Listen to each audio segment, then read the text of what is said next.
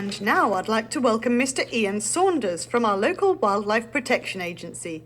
He's here today to talk about the whale that spent yesterday stranded on the beach in Whitney Bay. So, Mr. Saunders, can you tell us how the whale ended up sunbathing on our beach? It probably swam too close to the shore and the water carried it onto the beach. Unfortunately, once a whale is out of the water, it can't move because of its incredible weight.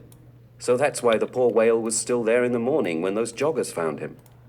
You spent a lot of time with it yesterday. Can you tell us what kind of whale it was? From its size, shape and color, we could tell he was a young male humpback whale between 2 to 3 years old. Humpback whales usually swim quite close to shore, and they move rather slowly. This has made them an easy target for whalers, and sadly, humpbacks are now an endangered species. There are only about 15,000 left worldwide. Well, we're all glad that he survived. Yes, at least this story has a happy ending. Most beach whales don't survive because they get too hot when they're out of the water for more than a few hours. Luckily, our local vet, Jake Henner, knows a lot about whales, so he managed to keep it alive until we arrived. When you saw it was stuck on the beach, why didn't you try to move it back into the sea?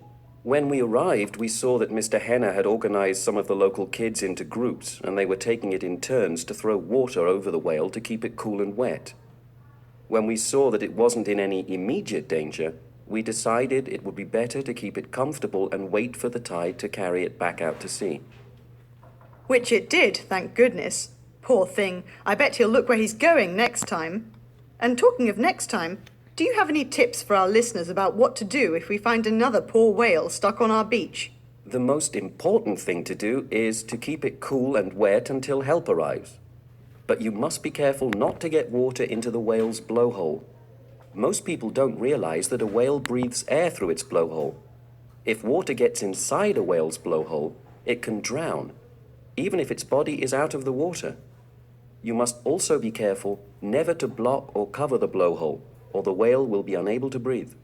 Thanks, Ian. We'll certainly be better prepared next time.